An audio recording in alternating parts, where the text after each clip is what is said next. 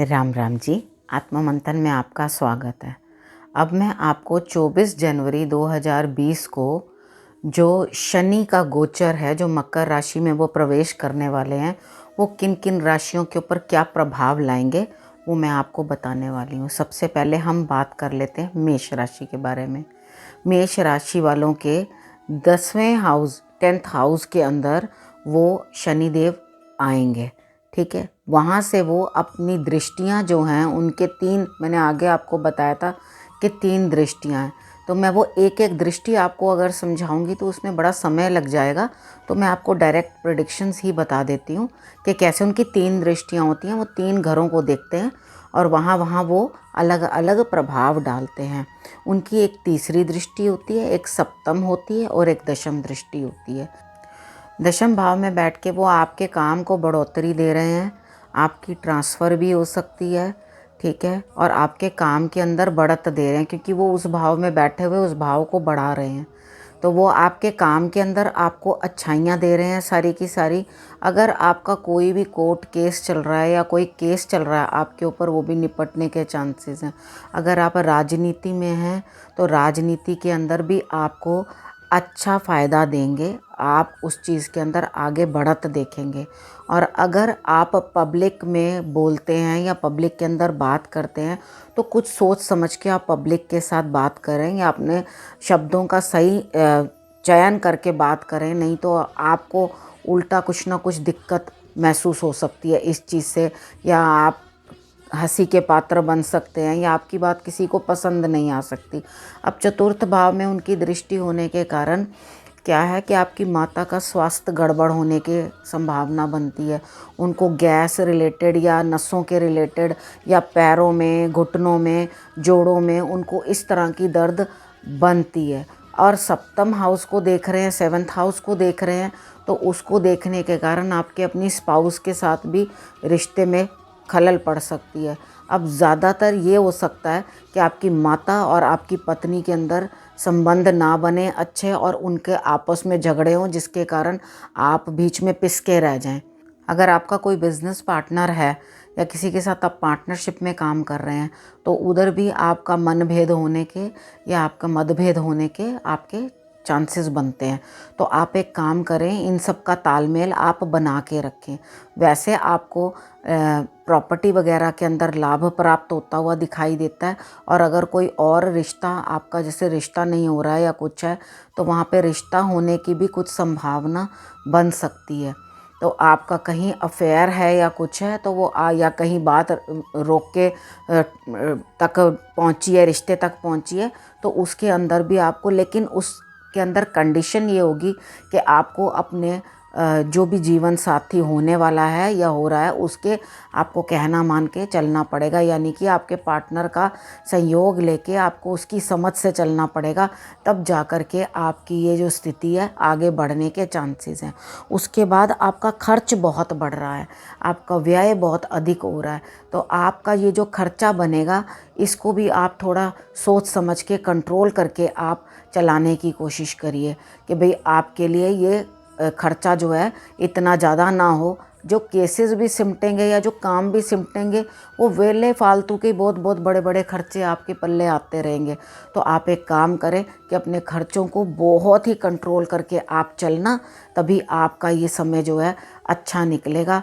बाकी तो आप हनुमान जी की शरणागत हो जाइए, उनकी शरण में बैठ जाइए, तो आपके लिए बाकी का समय भी अच्छा निकलना शुरू हो जाएगा। वैसे आपको अपने क्षेत्रों के अंदर, जिसके अंदर आपका कार्य क्षेत्र है, उधर ट्रांसफ़र भी बनती है और आपको लाभ होने के चांसेस आपके कार्य क्षेत्र से बनते हैं, तो उसका आप पूरा लाभ उठाइए। अब हम बात कर लेते हैं वृषभ राशि की।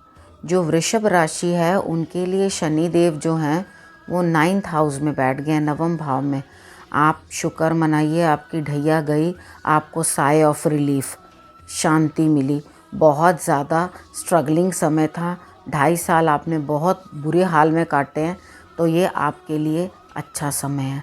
आपको धर्म में आस्था बढ़ेगी, आपके ज्योतिष, अकल्ट साइंस या अध्यात्म के जो विषय हैं उनके अंदर विशेष इंटरेस्ट पैदा होगा।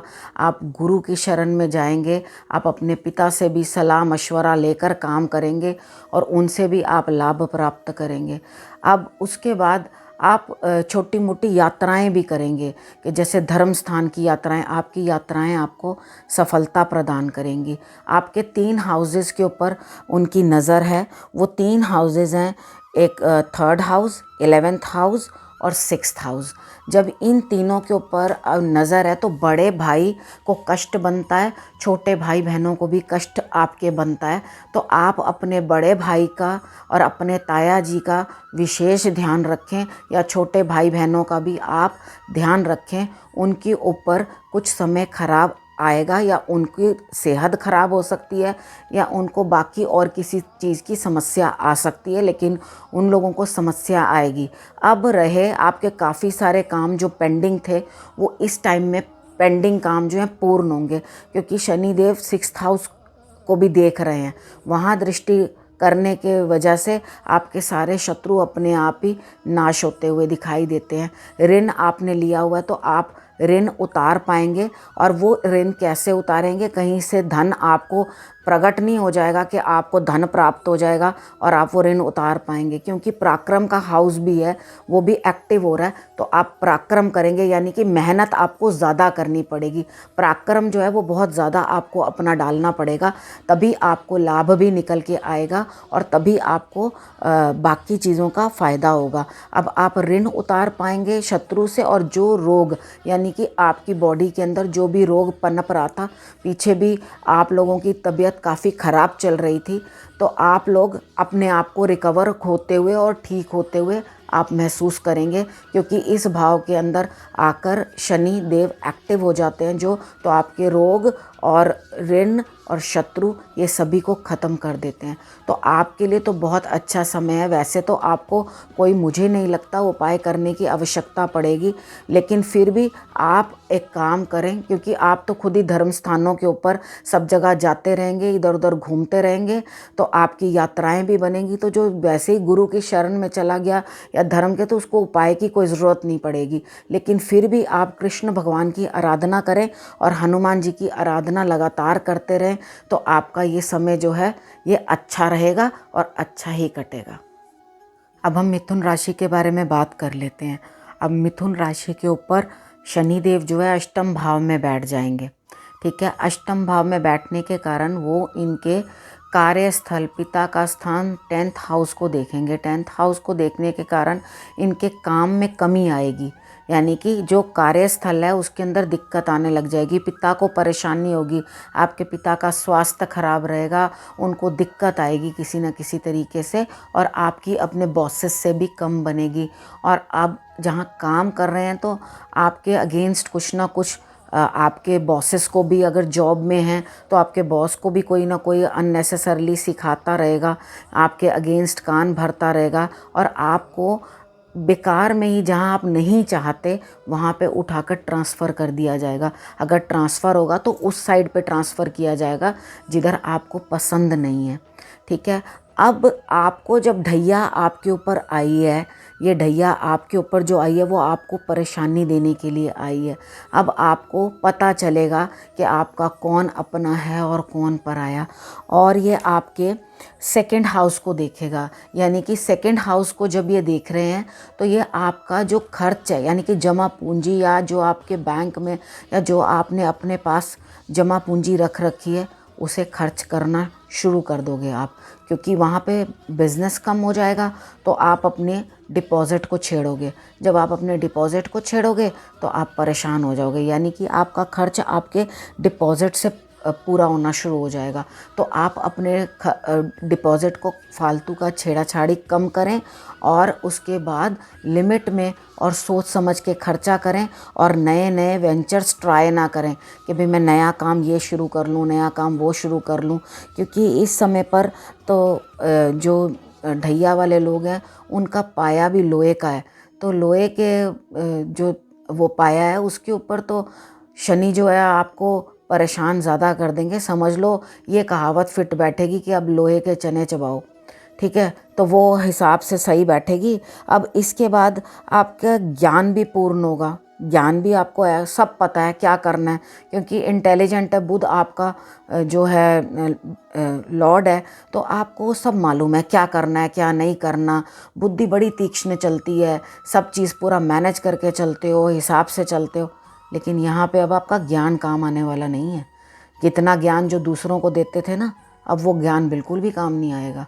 तो वो अपने आप अब शनि जो है अपनी शरणागत में लेंगे, और जितना अहम या अपनी करी हुई जो भी गलतियां हैं उन सब में अब उन्होंने आपको सुधारना है, और वो आपको अब नरम बनाएंगे, ईगो डाउन करेंगे, और आपको थोड़ा सा अब ग्रिल करेंगे। तो आप एक काम करो कि ये सब चीज़ें जो आप जिन लोगों को आप बड़ा अपना क्लोज समझ रहे थे या बड़े शुभ चिंतक समझ रहे थे, वो आपके एंटी और आपके अगेंस्ट आपकी बात कोई भी नहीं समझेगा। सबसे पहले जब ये ढैया और साढ़े साथी आती हैं, आपके फ्रेंड्स और वेल विशर्स सब दूर होने शुरू हो जाते हैं।